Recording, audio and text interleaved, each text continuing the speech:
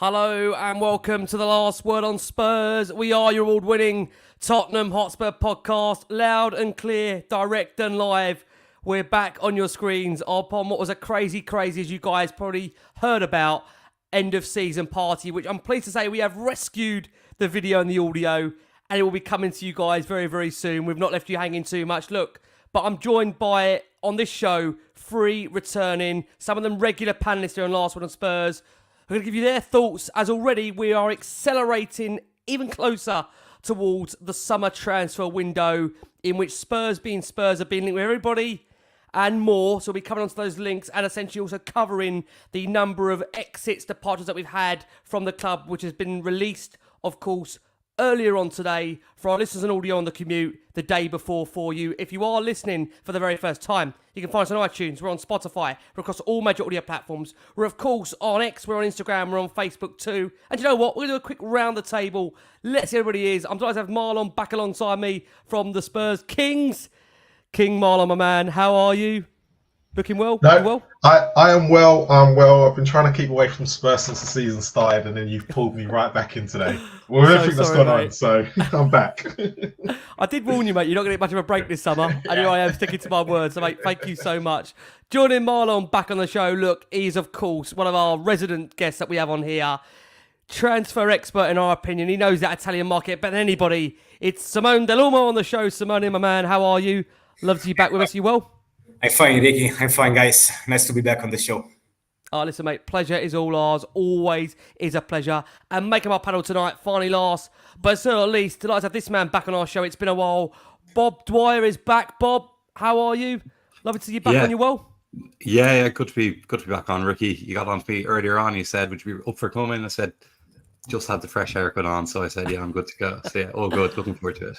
That's a man ready to go. Look, I'll be honest with you guys, as you probably might have been aware, this is a very much kind of last-minute-chaotic lastminute.com show, purely because we woke up in the morning and ultimately we came to the news, of course, of some departures. And then ultimately, throughout the day, it was growing and growing and growing in terms of acceleration, links to players, and it just wouldn't be right to not be trying to update you guys on what is happening in the world of Spurs. And we said we'll be coming to you right across the summer with all the latest updates on Spurs and what is going on. So we're going to start right at the very, very top of the latest news surrounding Spurs, and that is opening up with the news that we heard from the football club earlier on today, which again, for a lot of those guys watching this show, is on the Wednesday. For those on the morning commute, it's the Thursday.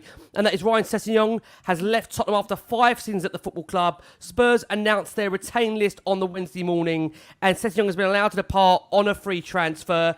He's also been announced along with Eric Dyer, of course, who has now left the club permanently for Bayern Munich, as we were aware, of course, as well. And Ivan Perisic has formally now left the football club. Tottenham Graduate Academy, Japhet Tanganga, also departs the football club. I think it's fair to say that ultimately the biggest high-profile departure is that of Ryan Sessegnon.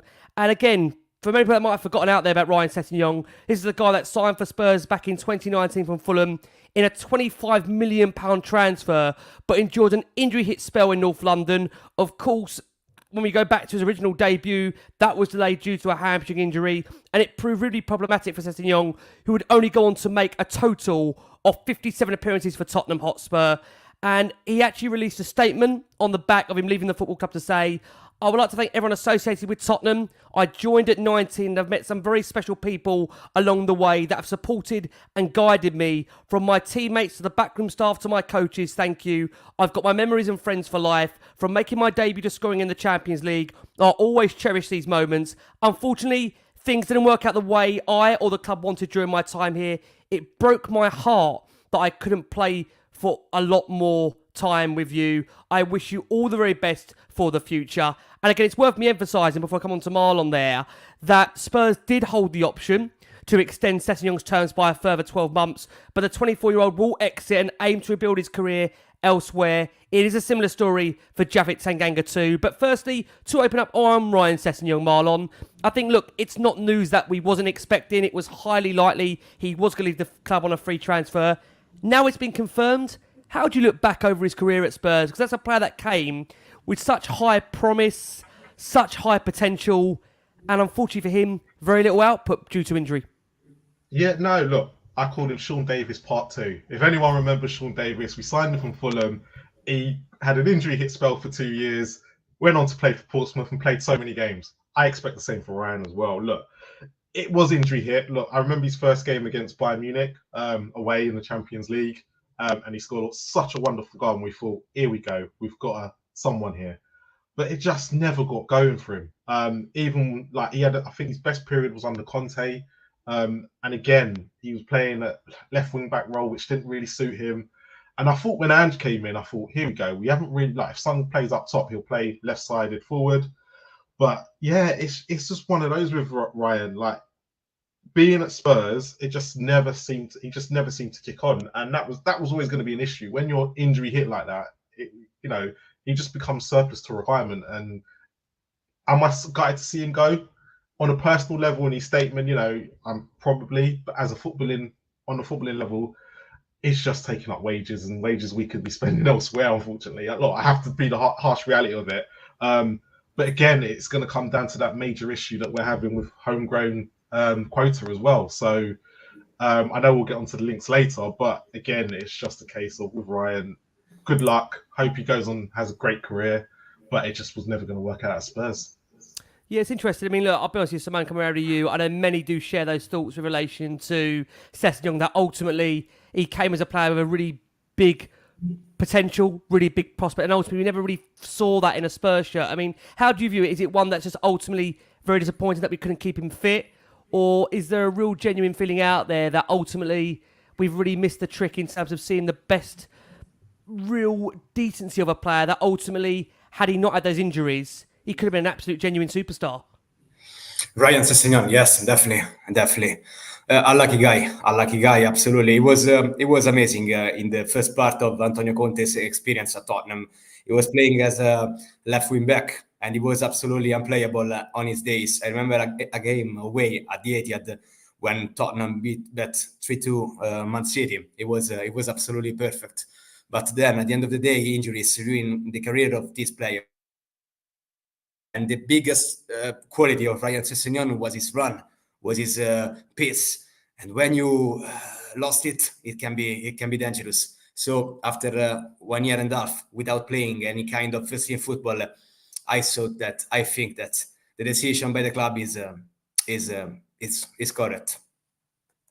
Bob, before I bring you in, it was quite interesting. Spurs obviously chose not to take up the extra year option on both Tanganga and Sessegnon. And for those counting now, only 4 senior club-trained players are now left with Tottenham. That's Austin, Whiteman, Skip and Parrott. Is this Spurs being, in your opinion, fairly ruthless? Or with regards to Sessegnon, is that one that it's probably the best for all parties rather than giving him an extra year? Because ultimately, as we've seen throughout his time under Ange and even before that, it's just been a player that we've found it really, really hard to keep any level of fitness for. Yeah, I mean, I think last time I was on, Ricky, we were chatting about him. He just released that he was out for the season, I think, and we were talking about that, and we were kind of debating whether we would pull the trigger on the year extension. I think for far too long we haven't been ruthless enough. We've seen other clubs been ruthless and rip up contracts, get rid of players when they haven't been available. The cliche of availability is the best ability. But yeah, I think it's just a matter of being ruthless. Him, Tanganga, just aren't up to the level of where we need to get. They seem like honest pros, and again, for using a cliche, they do seem like that way, and they seem like good lads. But being a good lad, unfortunately, isn't enough to get you to make your Premier League player week in, week out, top challenge for that top 4. So yeah, look, it is what it is, and we shake hands, we move on. And yeah, wish them all the best going forward. No animosity from any of the Spurs fans, really. I know there was a little bit about Sessegnon when he was injured and people were giving him a bit of stick. But look, he always tried. He always did his best when he played for us. And I remember that game, Simone, you were talking about. I also remember him playing against Liverpool. And I'm pretty sure Salah's still trying to get out of his pocket at the moment. And then, yeah, under Conte for that kind of 6-month period, which I think is arguably before this season the best football we played in a long time since the Pochettino era. I remember him and Doherty bombing down either side, especially against Leeds away from home. For a player who maybe in 5 years' time won't be too memorable, he still has those memorable moments playing for Spurs. So look, we have to be ruthless and move on. Bob, thank you for that. It's nice that someone's actually remembered some of the key moments, obviously, during his time at Spurs. I mean, many won't forget as well, of course, the excellent goal he scored against Bayern Munich, which, look, to be honest with you, again, when you reflect on his career at Spurs, there's been so very little of those really monumental moments for him. And look, I think for all of us, he leaves with our best wishes. We hope that he can get back to playing first and foremost football. I think that's all we can say at the moment, because I think there's a guy there that ultimately, whatever you think about Ryan and whatever you think about his situation, I think there's nothing worse than being a pro footballer than not being able to play. And he would have felt that more than all of us. There's no doubt about that. So we do wish Ryan all the best. I mean, interestingly, obviously, Japhet Tanganga also leaves the football club, a guy that has come through Spurs' academy. What's interesting, again, is you look back at when he started at Spurs in terms of a debut, was given that by Jose Mourinho. It was under Jose in 2020, but really struggled for opportunities during the tenures of Nuno Espirito Santo and Antonio Conte. He spent the second half of the past season out on loan at Millwall and did impress for the Championship side. It is the understanding of PA News that the Lions do remain interested in securing the centre-back on a permanent deal, but it's also understood, interestingly, that Tanganga is actually attracting interest from the Premier League. And Marlon, coming over to you on that, are you quite surprised that Tanganga is attracting interest in the Premier League, or can you see him returning to the top league in England, in your opinion?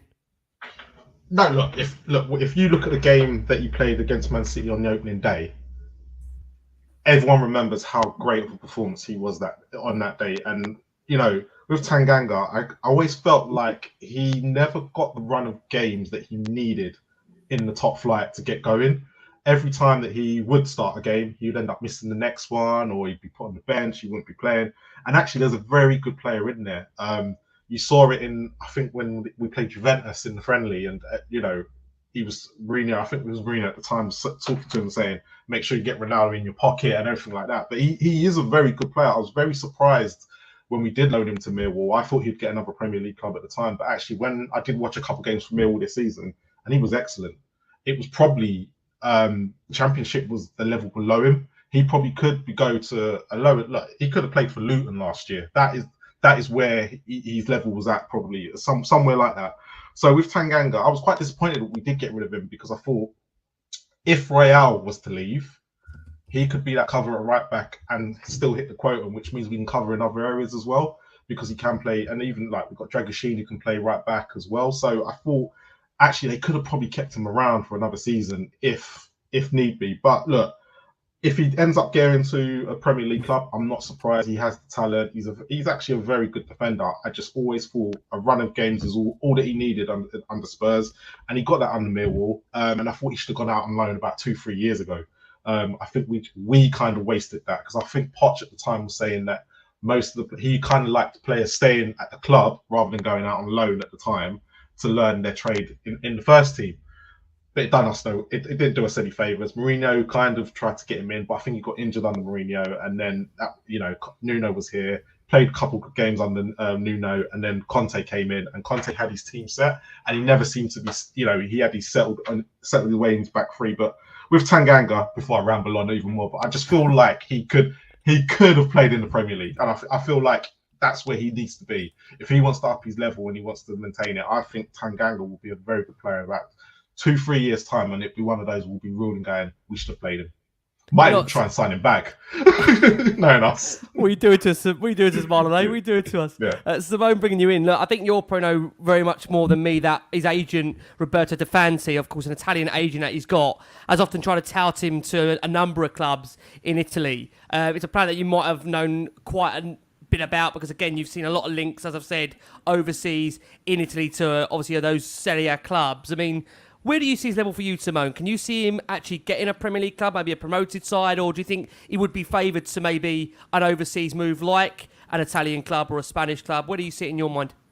Yeah, why not? Why not? Absolutely. He already played overseas, because he played for Augsburg in Germany, if I'm not wrong, a couple of years ago. I always thought that the best position for Japhet Tanganga was to play right back into a back four when you need to defend. But unfortunately for him, the evolution of the modern right backs doesn't allow him to play in that kind of position with that kind of system anymore. And so I'm not figure. I'm not imagining playing in the Premier League. So I completely agree, Ricky. Maybe it's time for him to go definitely overseas, definitely abroad, and we'll see what's gonna happen. Serie A, why not? It could be a possibility because even a couple of years ago he was very close on joining AC Milan on loan, if you remember. Then at the end of the day, the deal collapsed. We'll see what the future will all see. Of course, for him, all the best for the future. And we are talking about another guy that suffered a lot of injuries. So when you are so strong, so when you have so much strength and peace, if you are not strong in terms of the muscular power, you can lose confidence, you can lose timings, you can lose games and matches. So another unlucky guy. So even in this case, also in this case, for me, the decision made by the club is correct. You know what, just coming to you there on that, Spurs is similar to the situation, of course, with Sessegnon. They did have an option, of course, to actually extend his contract by a further 12 months, but they decided not to take up that option. And I think, again, should really there be a lot of interest, Bob, in the way he did finish in his time at Millwall in the Championship, because I think, again, there's a player there that ultimately has got Premier League experience. As Marlon actually mentioned, played a number of actually fairly decent high-profile games for the club, and yet another one that really couldn't retain consistency, had a number of injury problems. And I just wonder, again, similar to Sessegnon, that if you can try and find a way of putting these players on some kind of rehabilitation process, which I'm sure Spurs, I'm not saying Spurs didn't try and do that, but some kind of, injury sustainability factor that ultimately can see these guys get back to some level of playing. Is there a way in which you can see Tanganga could have a successful career still in the Premier League? What do you make of it, Bob? Yeah, so just a couple of points to add on that. Where do I see his level? I mean, you look at teams like even at Fulham, Tosin looks like he's gone to Chelsea. You have Lloyd Kelly from Bournemouth. Looks like he's going somewhere this summer, somewhere like that he could fit in. And for sure, if I was one of the promoted teams, I know Leicester have their own issues with signing players and FFP and whatnot, but I'd be certainly taking a punt on him if I was one of those. Other than injuries, though, I think his biggest problem, one of his biggest problems, is the fact what's his best position. He was playing left full, right full, wing back, centre half, left side, or right side of a three. And I don't think he ever got that run between injuries and not knowing his best position, or managers just thinking, oh, look, we can put him anywhere. And when you're developing as a player, now, look, he's 25 now, but when he was developing, I don't think he got that run because of injuries, number one, and number two, because he was playing a different position every second week. He was, though, too up and down for me to play for Spurs or a big club. Like, he had that game against Liverpool for his debut. He had that game against City. But he also had a disaster against Palace. I think we'll all remember that one when we lost 3-1. I think he got sent off. I remember this one is a random memory. We were playing Brentford on Stephen's Day just after the World Cup last year.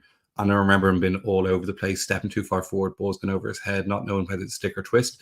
And I just think he was too flaky. He could pull out a big performance. And you can kind of get away with that as a winger, being a bit flaky and coming in and out. But if you're playing centre half, or right back, or right left full, you can't get away with that.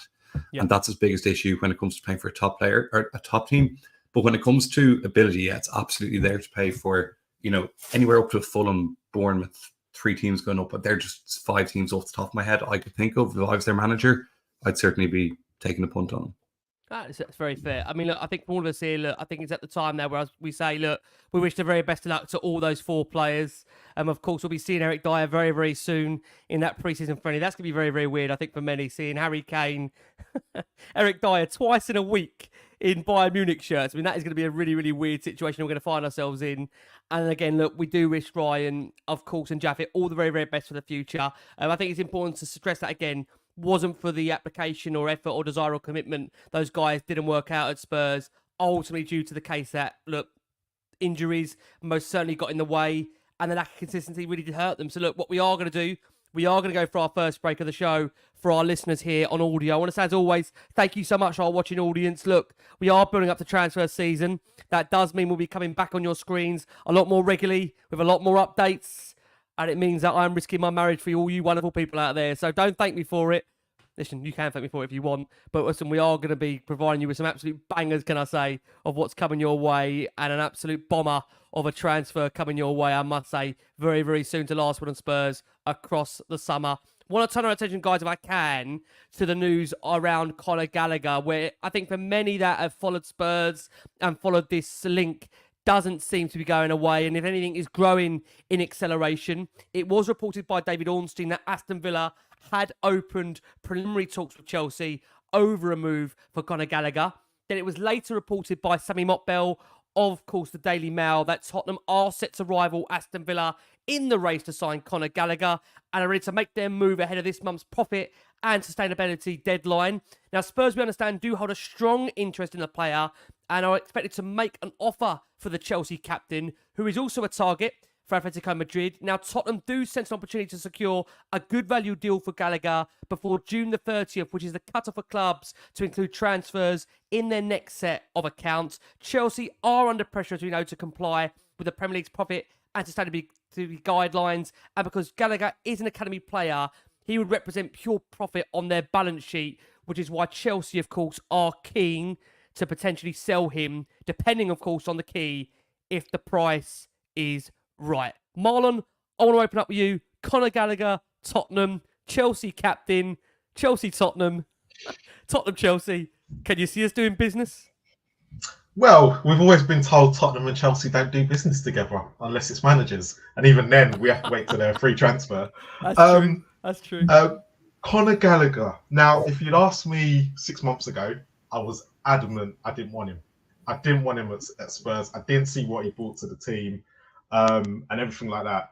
But I've changed my mind a little bit just because of the homegrown quota. I think it's a lot of money for him as well. But it depends on where he's going to play. And this is the big question for me, right? Because everyone is saying that he needs to play in central mid. He's going to be playing in central midfield because obviously James Maddison is the one who plays in attacking mid.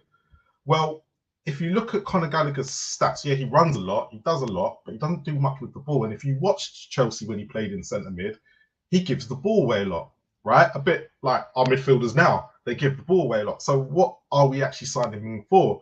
Because his best times in a Palace shirt and in a Chelsea shirt have come when he's played attacking midfielder, right? And just to throw these, just so everybody knows why I've thrown these things out. This was his stats from this season. 21 games played as an attacking mid, 5 goals, 4 assists, right? As a central mid, 1 goal, 3 assists. As a defensive midfielder, 8 times, 1 goal, 1 assist, right? So what are we signing him for? Because if he's coming to be James Maddison's backup or an attacking mid, I think that's his best position. But if he's coming to be a centre mid, then that's where I kind of worry about the transfer. It's a lot to be forking out on somebody that doesn't really bring anything different to what we've got now in Sarr, Basuma, Bentancur, apart from running. But Sarr does a lot of running. So I'm a bit up in the air, but because of the Timo Werner transfer and seeing some of the links we've had over this summer, I'm just kind of looking at it going, you know what, if Ange has got a place for him in this team, go ahead. But again, it falls on Ange if he says yes to this transfer and it doesn't work out. Because as soon as Gallagher has that first bad game, right, like with our managers, we're all going to remember that he's Chelsea. And that's the thing he's going to have to live with, right? Whether he can come in and hit the ground running, that's another question as well. But if there's anyone that I could think in a system that we play, I think he could do well. But I'm not overly convinced. But I just know where we're at the moment with transfers, with the people that we're trying to bring in. This is probably our level right now. But whether Conor Gallagher will even come, because, you know, if you read all the rumours about him, he's a big Chelsea fan, right? And if that's even true, he's never coming to Tottenham. But the rumours wouldn't be there without someone lighting the fire somewhere. So you just have to go with it. And for me, I would probably sign, right now, where we are, Spurs are at, I would probably take him. You know, it's interesting, Marlon. Lots of conflicting comments, I've got to say, over Conor Gallagher. And it's interesting, you kind of gave both sides there of the, of the bill of him. Obviously, there's number one, the fact that, is he different to what we've already got? Number two, is it a player that Ange wants? And I think, again, from my perspective on this, if I can, before I bring Simone in on this, is that ultimately, look, I think the key thing for me is that this is a player that hasn't been linked for one window. He's been linked for the last 2 or 3, which gives you an indication that because of the nature of the rumours and where they're coming from by the sources, this is a player that Ange wants. And, again, that's whether people like it or not. I think the key thing is for Tottenham, if that you want to be behind the manager, it's really important that the manager gets who he wants. And I think for me, it's a case that if Ange Postecoglou wants Conor Gallagher, and some of us are unsure on what he actually does bring to Spurs, but the manager can see what he brings to Spurs, I think that is really, really key. I think that's a player there that ultimately for Tottenham, look, he does offer you an engine in midfield. I think for me, there's no doubt about it. I think he would be an instant upgrade on someone like Pierre-Emile Højbjerg, who I think many recognise the fact that guy is going to leave this summer. And ultimately, Spurs are going to have to fill a void there. The key thing for me is that can you spend 50 million on a player that ultimately in Højbjerg as a replacement wasn't playing every week for Spurs? And my concern is what I don't want Spurs to do is ultimately spend 50 million and then not have enough, in my opinion, to be able to spend it on the adequate places Spurs need it. I think Spurs still, in my opinion, need a genuine winger, one that can actually come into the first 11. I think we've discussed Eze a lot on this show recently. I think, again, you look at Spurs maybe potentially needing another genuine top consistent number 6. Can that be Basuma? Can that be Benson Core? I think, again, that's still very much out for debate. Spurs, I think, as we all recognise, need a genuine number 9. I think there's not everybody sold on Richarlison. I think we all see with Sonny, bless him, that Sonny's not a natural down the middle. So I think, again, there's big money to be spent by Spurs during the summer window. I think the key thing for me bringing you in here, Simone, is that it's really important, I think, Spurs spend that money wisely. And ultimately, look, above all, give the manager who he wants. Where are you on that, Simone? Do you feel Gallagher, question to you, actually improves the first 11, or does he just improve the squad? Where are you at on that for you?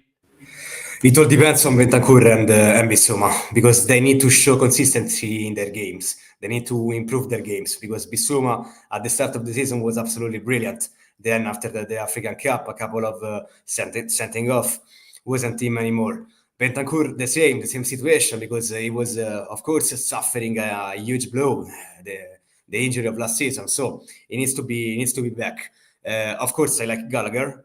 I don't think Spurs need to spend all the money if they got 50, 60 million pounds to spend on the market without a top 4 qualification. I don't think it's the priority. So I completely agree with what Ricky was saying. I think this team, this roster need other positions to improve. Maybe a generally number 9. Yeah, I completely agree. Number 9 should be the priority of this market of this summer.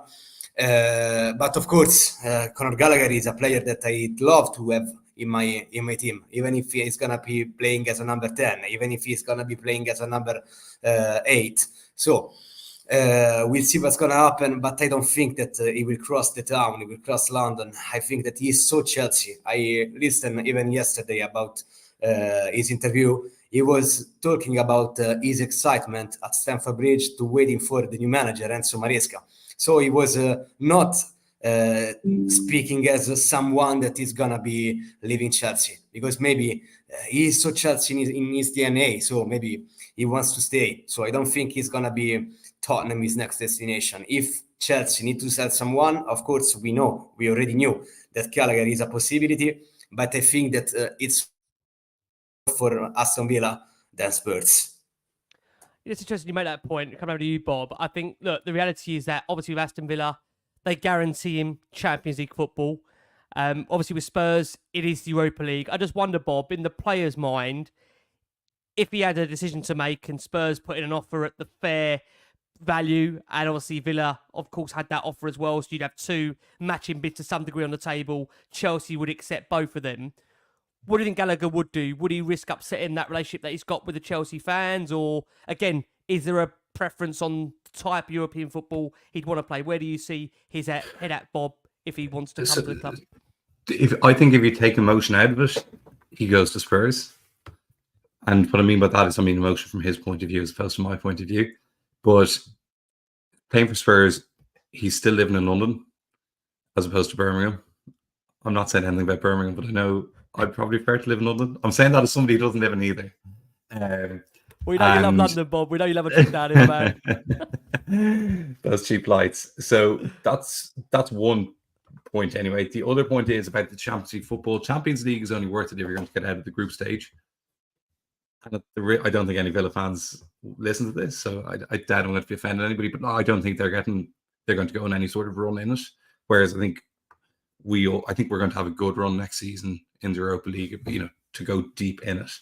So that's where I would see it. But then, look, does he want to go to Spurs?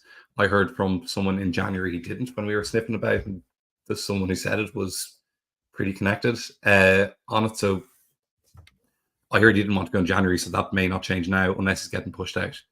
But then, just back to what you were saying, is he good enough? Any Chelsea fan you talk to about Conor Gallagher seems to love him. So I remember seeing him for West Brom against us in 2021. We were wearing that yellow jersey. We beat them last minute, Kane header, Doherty cross. If only I could remember things that actually improve my wealth here as opposed to random Spurs games. And I remember him looking unbelievable in that game, thinking, who's this lad? Because I didn't even know he was Chelsea. Yeah. Then he goes back to Chelsea. He looks a little bit more average because of the fact he's in the better team.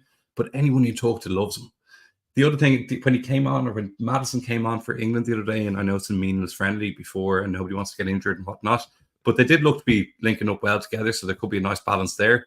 And back to what Marlon was saying, I get what you're saying about his best position, from a pure stats point of view. But, I think if you put Rodri in a 10, he's going to score more goals, but he's better as a 6, even though he doesn't score as many goals or get assists. I think Conor Gallagher is very much a process-based sign-in. And if that's what Ange wants, I've been wrong on players before. I know we were chatting before we jumped on centre-halves we wanted in the past. On keepers we wanted without to name names.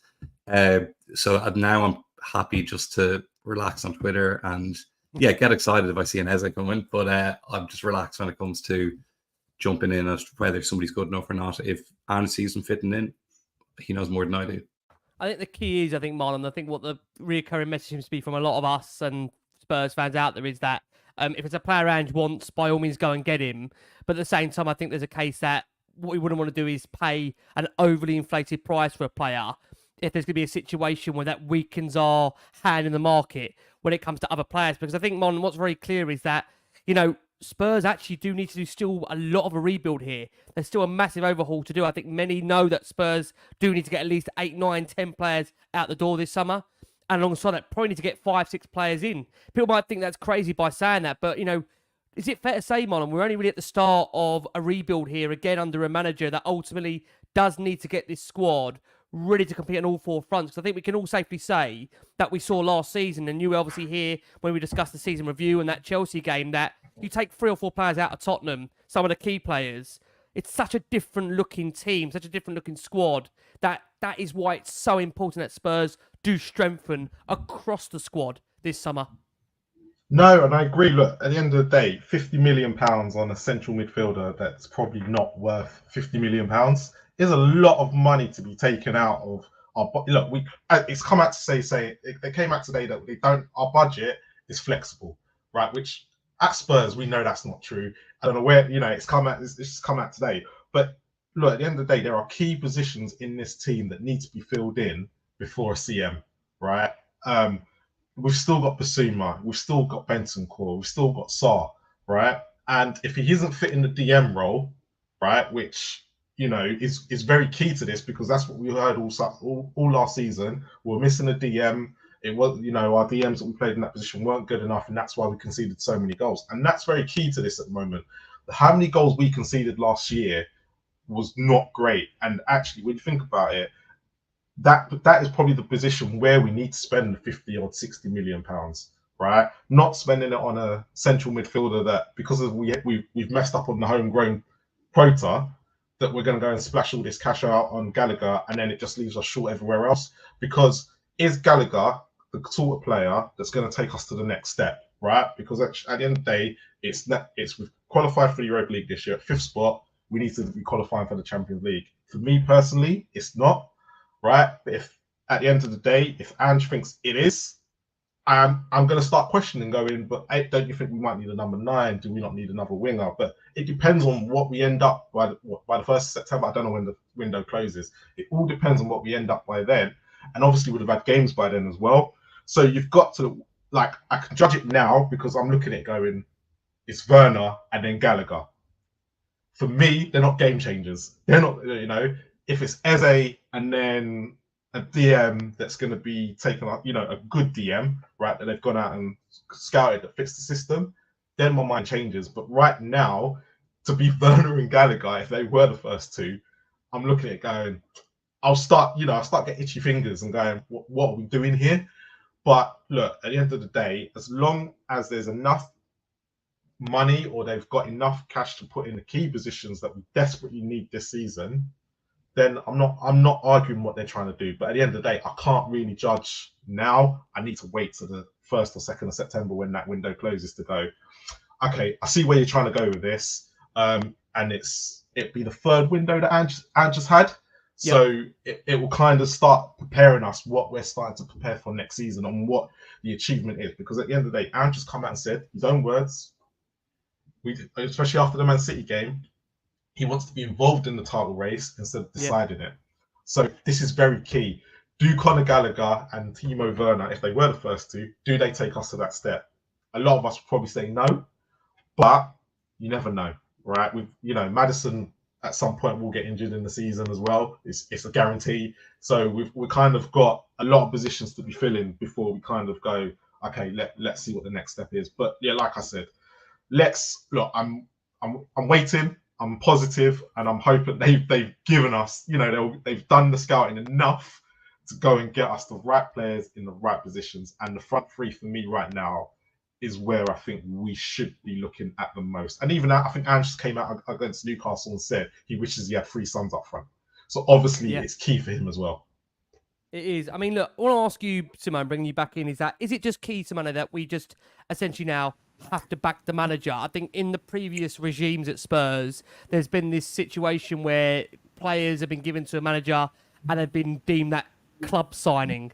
I know people hate that club signing motto, but the reality is, how much important is it, Simone, that the manager does get who he wants? And contrary to what Bob says there, look, I'm sure Bob has got a decent source on it. I mean, I've been hearing the last 2 or 3 windows, that's a player that Ange Postecoglou has genuinely really, really, really wanted, which is hence the reasons why Spurs have been interested in all of the 3 windows. I think the only thing I would say again is to caveat that it is Chelsea that we're dealing with here. It's a club that ultimately do detest Tottenham. Forget about the ownership. Obviously, you can argue that with new owners there, that would change maybe the mindset of selling a player to Tottenham. But what you got to remember is Chelsea have just sacked a manager that, of course, was our former, employee and was a popular man at some point at Spurs. But Chelsea fans right now, I think for them, they need to see a ball that is ultimately going to really prove them wrong and get behind them. And ultimately, if I've got to say to you on this, Simone, I think the key is that the Chelsea board have got to try and build some relationship and some rapport there with the fans. And I think selling Conor Gallagher when you remember the last day of the season at Chelsea, they had a big banner which was displayed along the lines of the fact that he was a homegrown guy, come through the academy. Can you see it happening, Simone, if Ange Postecoglou really wants him? Even if Big Ange wants him really so strongly, I don't think Conor Gallagher will join Tottenham. Even because he's so Chelsea, and yes, definitely, because just like you said, the new bird of Chelsea Football Club need to build back a relationship with the crowd. So we saw just 2 banners at Stamford Bridge last season, one for Thiago Silva and the second one for Conor Gallagher. So I'm not expecting him to join Tottenham, and I'm not expecting them to provide to pave the way to this deal. So I'm expecting him more for villains if they are there to sell Conor Gallagher. Then, of course, answering to your first question, if decided last season to appoint a manager of the ideas of Ange Postecoglou, and then you don't back his ideas, is absolutely useful to have a manager like him, and you don't support him, because he's got a very, very singular, particular idea of football. So you need to provide him what he wants.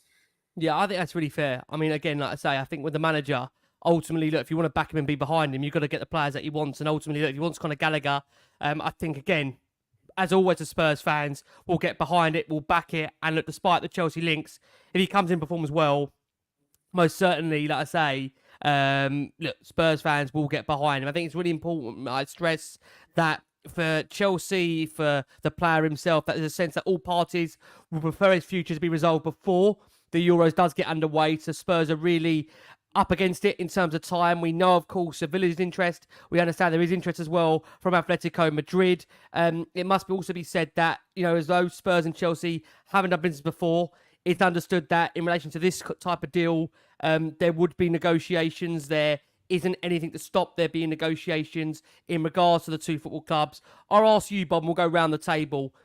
Just to be very, very clear, I think Simone has said that he can't see it happening. Bob, if it's who the manager wants, will he get his man? You've thought in your mind that Villa isn't competition for Tottenham. On that basis, can you see it happening?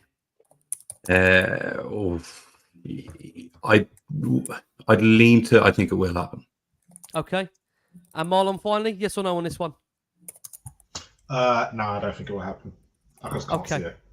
I think, again, it'll be interesting to see how this pans out throughout the summer. Like I say, this one you do feel has got a very short fuse in regards to the turnaround time and when it does need to be done by. Given Chelsea's insistence they would like this done and the players' insistence they would like this done before the Euros, you just wonder, like I say, how that does really obviously affect things when it comes to getting that deal over the line. Right, there has been a whole host of, it's fair to say, transfer links that have happened over the course of the last 24 hours. I'm going to rattle through a number of these guys, and I want to come to you and ask you which ones really, really do stick out, and you tell me what really are ones that you'd like to happen, given the links of the last 24 hours. So, from the very, very top, Ajax striker Brian Bobby has announced that it would be a dream destination to move from Ajax to one of the three clubs, or four clubs: Real Madrid, Manchester United, Arsenal, Tottenham. Those are nice clubs. Not sure I like the order that he's put them in.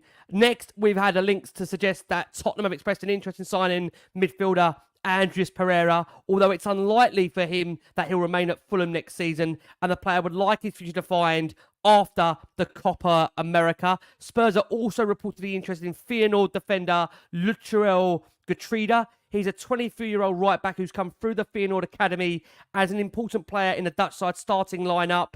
I think it's fair to say you have to take into account he was a key member of the team in helping Feyenoord win the Dutch Cup, and in the 2022-23 season helped Arne Slot side win the Eredivisie. We've also heard news that Genoa CEO Andres Blazquez is travelling to London to meet the representatives of Spurs with a view to hoping to negotiate a deal to sign Jed Spence. It's understood both clubs at the moment are apart on the valuation. Surprise, surprise. But there's a genuine interest in trying to get that deal done ahead of the upcoming window. Spurs are also reportedly interested in signing Joe Bellingham ahead of this upcoming summer transfer window. Sunderland are understood to want a fee in the region of 20 million. We also understand, as per The Athletic, that there is an admiration for Alexander Isak, but it would be clear that both it would be expensive and a tough deal to do. Spurs are understood to identify a defensive midfielder and a more clinical wide attacker, versatile player who can play as a centre forward ahead of the upcoming window, whilst also there being an emphasis on departures. Spurs, according to reports in Brazil, have made possible contact through a move of Rodrigo Muniz, currently managed by CCA Base. Of course, a number of players Spurs have got representatives with. He actually played for Fulham in the last 16 games, scoring 9 goals and also contributed an assist with a really good end to the season. Firstly, guys, on those potential targets of incomings, anybody there take your fancy? We'll start with Simone there. Simone, I know you're hearing stuff all the time, my friend in Italy.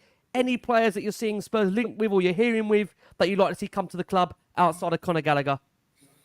Yeah, everyone is talking about Joshua Zirkzee here in Italy, and Tottenham are amongst the club that were linked to the future of this striker.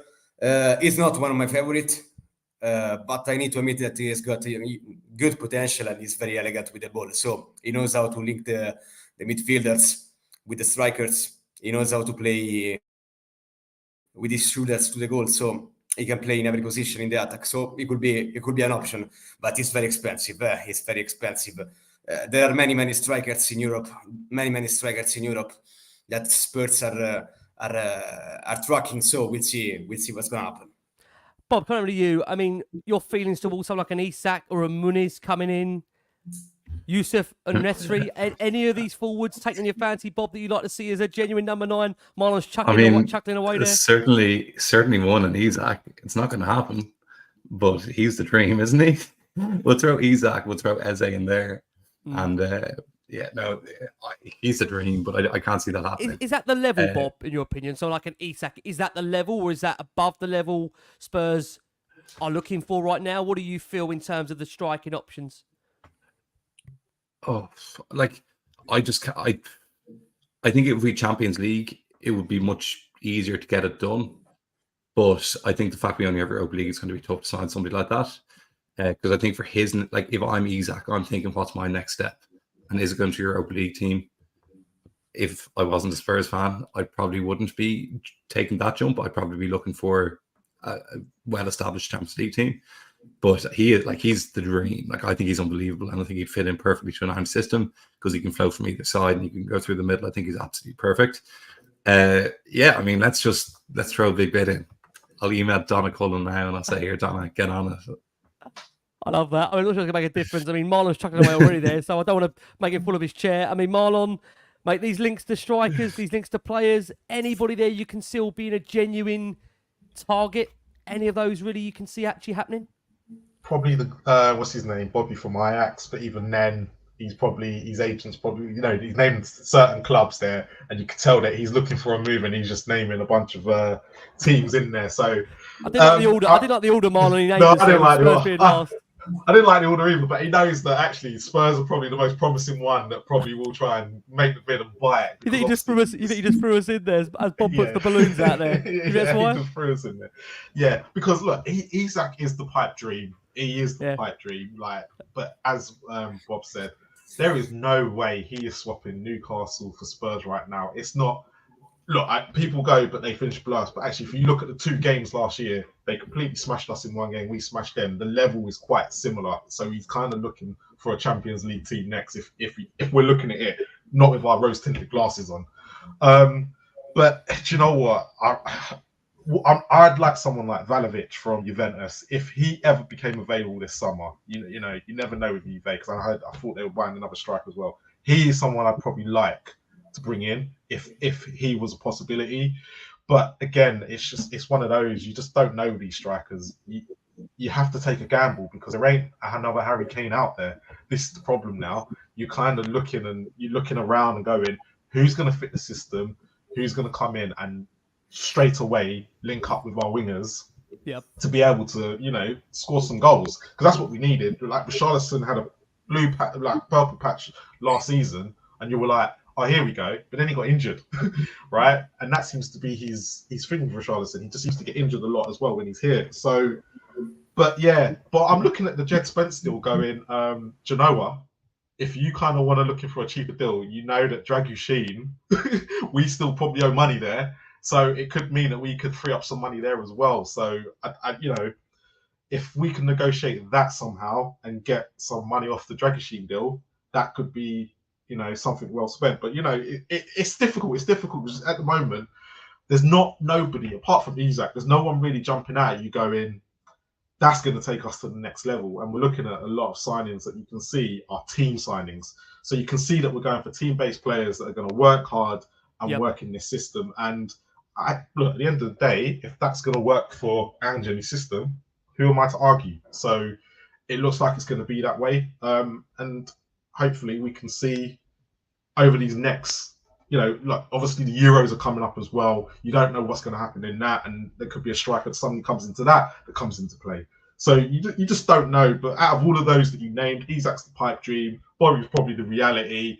And Muniz is just kind of like he had a purple patch from January. He did. Is that really what we want? And you could see that he's suited for Fulham's style of football. I just need to see a bit more from him. For me, I wouldn't take the gamble.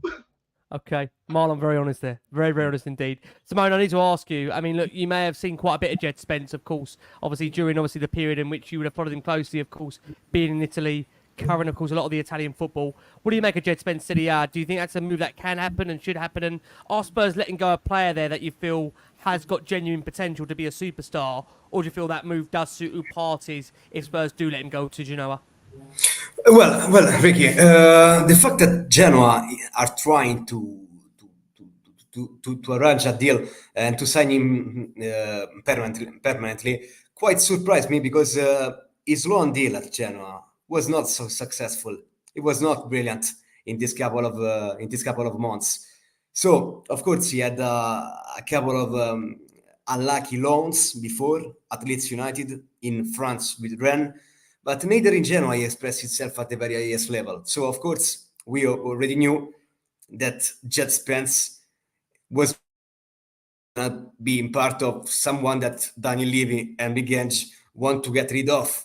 Spence is part of the same list of the cases of Sergio Reguilon, of Joe Rodon, of Tanguy Ndombele, that is gonna be back once again at the club in a couple of weeks. I expect this summer, Pierre-Emile Højbjerg to depart. There is an interest from Napoli because Antonio Conte wants him. Yeah, brilliant. This is the perfect picture of my speech. Yes, it's absolutely true. Emerson Royal is tracked by AC Milan, that are trying to sign another right back. They are checking some situations about right backs in England, because AC Milan at the same time made a call for cash from Aston Villa, someone that is very unpopular, to be honest, at Tottenham. And we'll see what's going to happen with an historical figure at the club like Ben Davies, because of course we already knew that Ben Davies is not someone that Big Ange loves to play week in and week out. For me, guys, the priority should be, however, a proper number 9. Last season was correct not to buy in a number 9, because finding another Harry Kane was absolutely impossible. But this season, with Europa League football and many games to play, maybe a proper striker is something that this team is currently missing. There are many names. It's not about just Brobbey, Zirkzee. Santiago Jimenez from Feyenoord was spotted at White Hart Lane at the Tottenham Hotspur Stadium during the game against Arsenal, during the last North London derby. So there are many options, but for me, the best option, even if I don't like his behavior, is Tony from Brentford, because he's absolutely complete. Of course, he's not Harry Kane, but he's complete. He can play as a number 9, as an half 9, and as a number 10. So for me, he can be the perfect option for the summer. Just if I can ask you guys that as well, Simone's given his name there. If I was to ask you now to pick a number 9, you'd like to see Spurs sign a realistic one out there. Given the links that we've had this summer, I can see Marlon trying to get his thinking cap on. I'll come to you first, Bob. Is there a number 9 that you see out there, Bob, that for you screams out being, yes, that's the man I want to see at Spurs this summer? Oh, it's not. Again, this isn't probably the best content for yourself, Ricky, and Last Word on Spurs. But like, there's a lot of names coming, and it's tough. Like I haven't seen these players week in, week out, and I don't want to pretend to be an expert in any of them. Yep. Like Tony, I like Tony as a player. As a player, the emphasis is on. He's played Premier League, for a few years. If he's behaved himself and his attitude is good, yeah, like it's a no-brainer. But there's an if there. The other one I saw that this isn't realistic, I've just seen it today on Twitter, is there was something said. Sorry, it's Twitter, but it's there was something said there about Julian Alvarez being surplus to requirements at City, and I think he'd be absolutely perfect for us. But I know that's not happening. I've just seen. I think they want about 80, 90 million as an offer, City. I mean, the thing with that is that it would be a great striker, but then you think, what have Spurs got left then to spend on the other areas? That's not me saying Spurs shouldn't go and do it. I think he's a good player, and probably Bob, that's the kind of level I'd love to see us go for, right? That kind of prolific kind of striker. We're dreamers, Ricky. I know he's. We're dreamers, and we're only the start of June. We're dreamers, and we're the start of June. But look, I'd like that type of centre forward as opposed to. I know Tony's a bit more of a target man at times, a bit more physical, but I'd like a centre forward that can go around different positions, drop deep, go wide, Yep. make something happen for himself if it's not happening from other areas. And I think somebody like he's coming back to that, or Alvarez, are that type of player. And to be honest, I don't know enough about a lot of the other players, Humana Feyenoord or Sporting. I haven't seen enough of them to really say which one I'd prefer. And I've been caught with egg in my face at the time in the past saying, oh, I'd love this player or that player, and they've turned up and they've been awful, or they've gone somewhere else and they've been awful. So this summer, I said, I'm literally just sitting back and saying, work away, and I'll judge you when I see you after 10 games. Fair play. Marlon, you got a view on this? Is there anyone that's screaming out for you to say, that's the man I want at the moment? Well, apart from Vlahovic, I was thinking the guy the guy that plays for Sporting Lisbon right now that everyone is talking about. Yeah, the Sporting Lisbon guy. Forgive me. I think Simone might have mentioned him earlier. This guy is his record's unbelievable. You have to forgive me. Yeah. The reason why I trust him is because originally he was at Brighton when they were going through their good scouting system, and obviously they loaned him to Coventry. He'd done so well in the Championship, and he's done wonders for Sporting Lisbon this year. He seems to be hot property, and he for me is where Isak was before he joined Newcastle. So this might be the time to kind of go out before the rest of Europe kind of, because obviously with them back now going to Real Madrid. You kind of don't want the big club sniffing around him going, actually, this is where we kind of go. So he might be the best option for now. He probably wants to come back, prove himself in the Premier League as well. So I'm probably looking at someone like him, but I do agree Tony would be a perfect fit. Whether he wants to come to Tottenham, again, it depends on what other offers he has on the table before, because he's already come out and said in articles that I think he admired. I think he admires Liverpool, Klopp, and he admired what Arteta was doing at Arsenal and stuff like that. But actually, looking at the way we play football, he's had a season to see it. He'd fit in well. But again, it's down to him. It'd be down to whether he's committed and like things like that. But he would be perfect for us. Everyone and people have spoken about Solanke as well. I'm not 100% sure, but again, as a focal point, he does the job.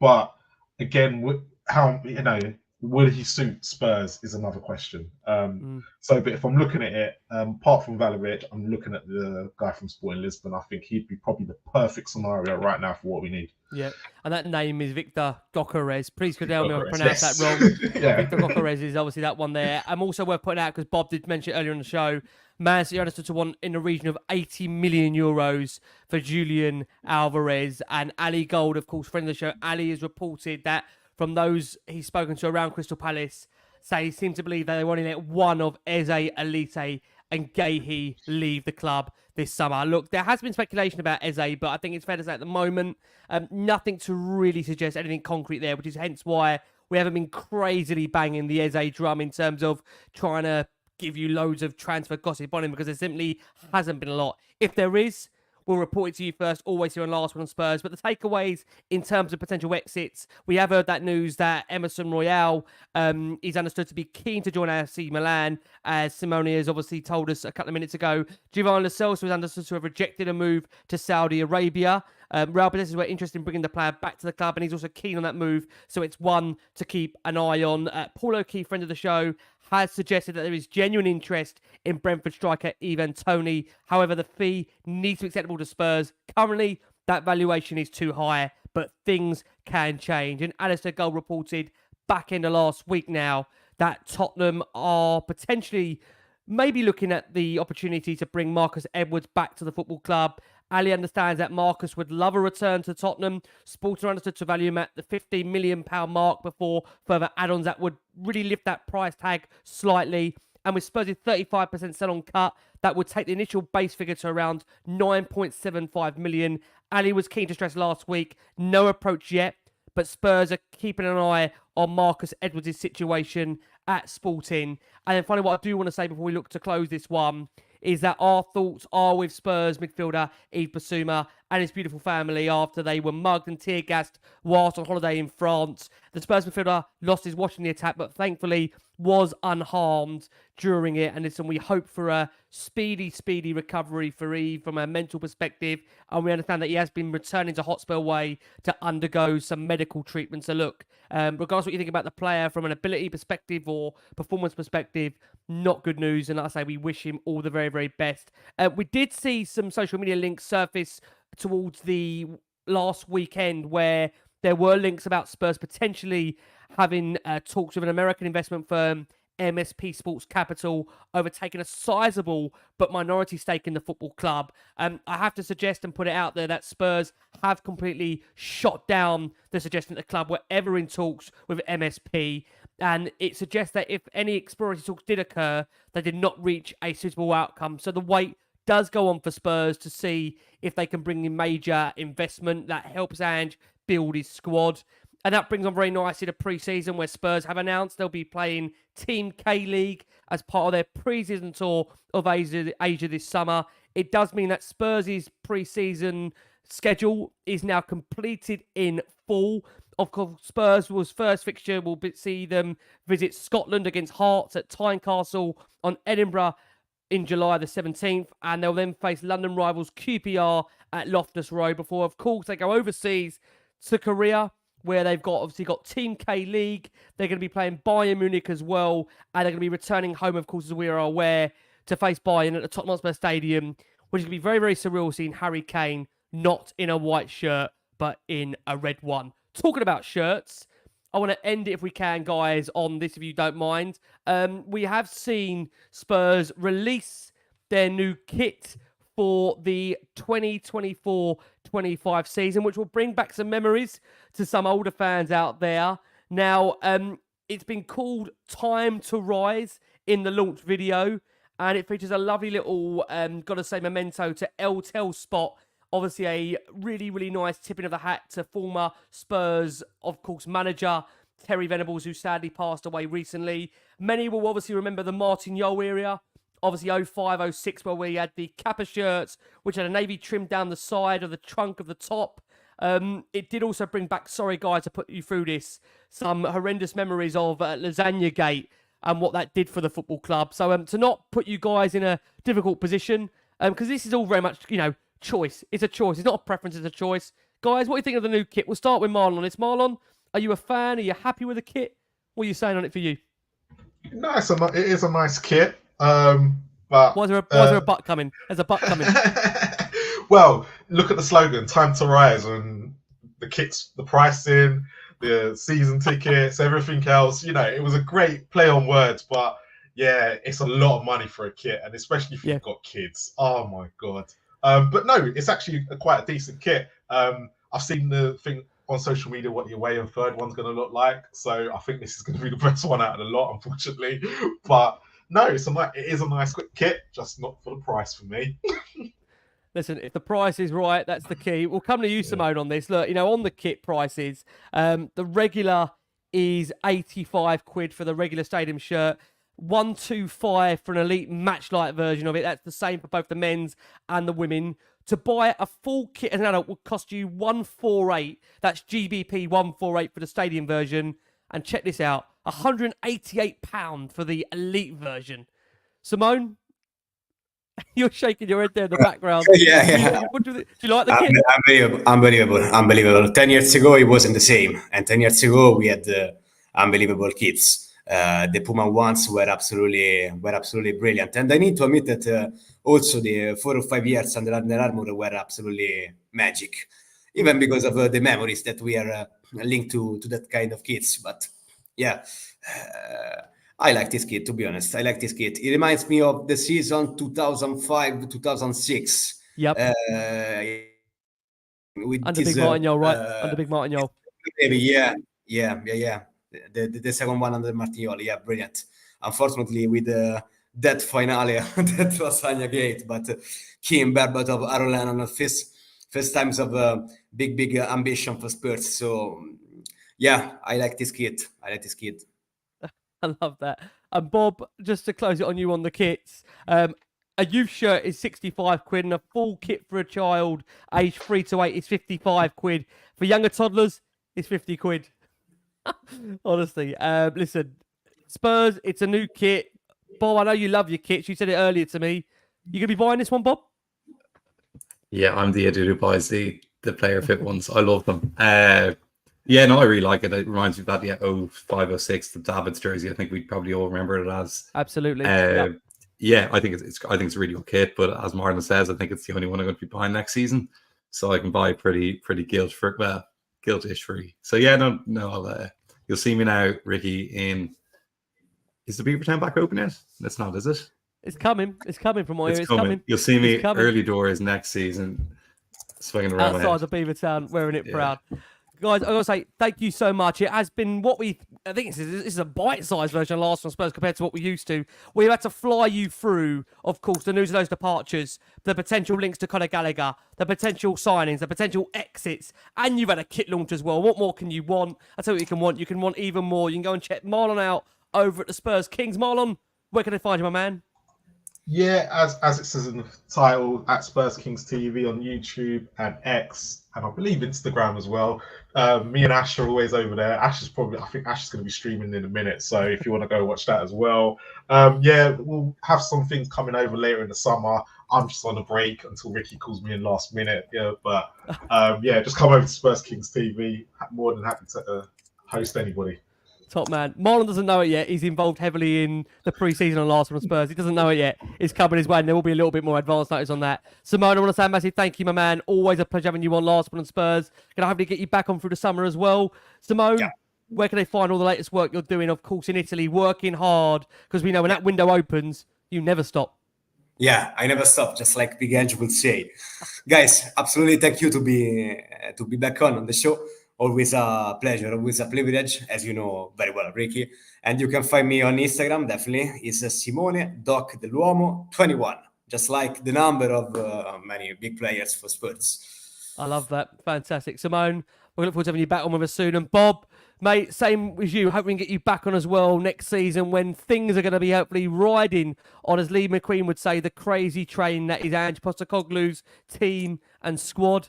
Bob, hopeful going into next season? I've got to say, you are really optimistic. I know we spoke as the season was coming towards an end, and I know you were having a strong emphasis on next season. Is that how you're feeling, Bob? You want to obviously get behind the guys and see what next season brings, of course.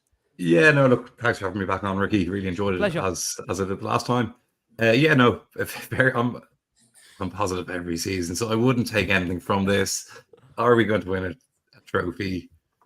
We are going to win a trophy next season. We're going to win a trophy next season. Come on, let's go. Look, book the flights to Bilbao, Ricky. We're off. I love that. Bilbao. We're all going to Bilbao. I love that. You can tell Marlon's been a man scolded with torture and hurt. He just can't even look at the word or feel the word trophy. This man, give him a hug. He needs something. Listen, I'm going to say for the wonderful Bob Dwyer. Bob, thank you so much. From Simone Dell'Uomo. Simone, thank you. And from the brilliant Marlon over at the Spurs Kings. Guys, we've been the last one on Spurs. We're back with you very, very soon. Danny Kelly is on his way. From Bob, from Simone, from Marlon, from me. We've been the last one on Spurs. Keep safe, keep well. And as always, come on, you Spurs.